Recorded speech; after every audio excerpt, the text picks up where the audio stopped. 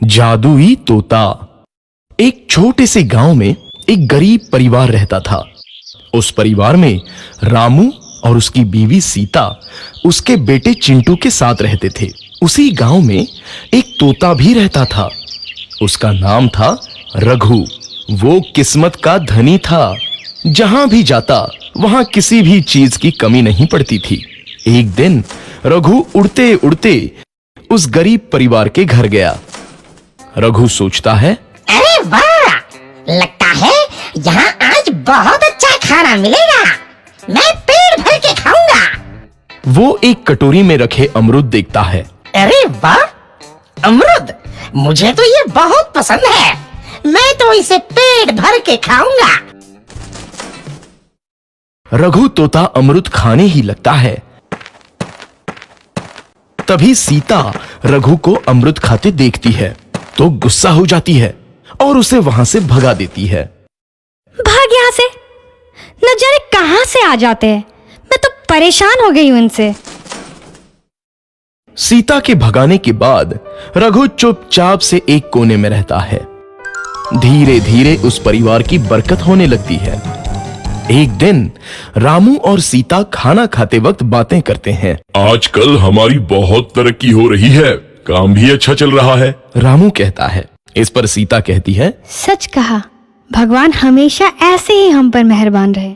बेटा चिंटू भी कहता है, पिताजी, मुझे खिलौना लेके दो ना, मेरे सभी दोस्तों के पास है। रामू कहता है, ठीक है, जरूर लाऊंगा।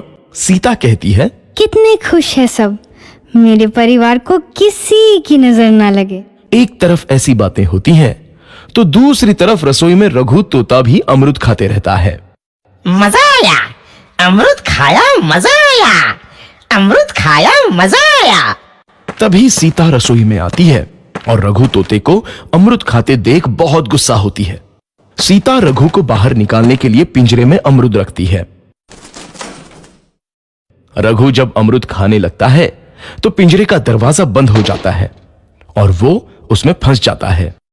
मुझे बाहर निकालो, मैं यहाँ फंस गया हूँ, मुझे बचाओ। अगले दिन सीता पिंजरा उठाकर बाहर दूर उस रघु को छोड़ देती है। रघु के जाते ही उनके घर आई बरकत धीरे धीरे कम हो जाती है। उन्हें बहुत घाटा होता है। सीता कहती है, ये क्या हो रहा है? अचानक इतना कैसे बदल गया? अभी तक तो सब कुछ अच्छा चल रहा था। रामू कहता है, लगता है भगवान हम पर रूठ गए हैं। चिंटू भी कहता है, लगता है अब मुझे खिलौने भी नहीं मिलेंगे। और वो रोने लगता है और बाहर चला जाता है। कुछ दिन बाद रघु तोता फिर से उस घर में आता है। वापस आया, मैं वापस आया, अब मैं जमकर अमरूद खाऊंगा। रघु सीधा रसोई घर में चला जाता है और अमरूद खाने लगता है।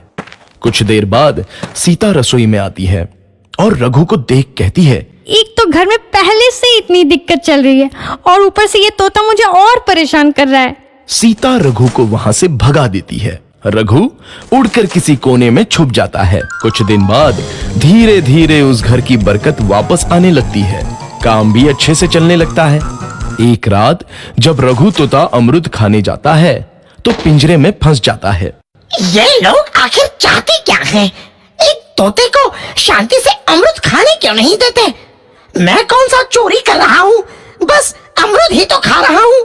तभी रामू वहां आता है और पिंजरे में रघु तोते को देख उसे बाहर छोड़ देता है। ये तोता भी कितना जिद्दी है, बार बार वापस आ जाता है। जैसे ही रामू रघु को छोड़ देता है, अगले दिन से फिर से उनके घर की बरकत जाने लगती है। काम में घाटा होता है। किसी को समझ नहीं आ रहा था कि ऐसा क्यों हो रहा है। रघु तोता घर आता है तो अचानक बरकत आती है और जब रघु तोता को बाहर निकालते हैं तो बरकत चली जाती है। एक दिन सीता रघु तोते के घर आने और बाहर जाने की स्थिति पर नजर रखती है। ये तोता जब भी घर आता है तो घर में बरकत आती है और जैसे ही ये घर से बाहर जाता है तो उसी के साथ बरकत भी चली जाती है। कहीं ये जादुई तोता तो नहीं है? अगली बार जब ये तोता घर आएगा तो मैं इसे कहीं नहीं जाने दूंगी। सीता रघु का बहुत इंतजार करती है लेकिन रघु तोता दोबारा उस घर में कभी नहीं आता।